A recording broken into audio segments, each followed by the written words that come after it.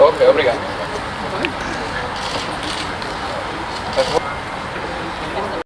Hiki ni kikosi cha timu ya taifa cha Ureno kikiwa katika uwanja wa mazoezi kujiandaa vyema dhidi ya wapinzani wao ambao wanakwenda kukutana nao katika hatua hiyo adhimu, hatua ya kipekee kabisa. Lakini ifahamike kwamba Portugal na train bila ya uwepo wa Cristiano Ronaldo, na hapa huyu ni Bruno Fernandes, mmoja kati ya nyota kuchungwa, nyota kutumanishiwa na wachezaji wenye uwezo mkubwa kwa namna moja ama nyingine. Of course hiki ni kikosi cha Portugal ambacho kimesheheni pia nyota wa kutosha kwelikweli. Yupo Joao Felix, yupo Bruno Fernandes, of course Burma pia yupo ambaye anavaa jezi namba 7 akirithi jezi ya Cristiano Ronaldo.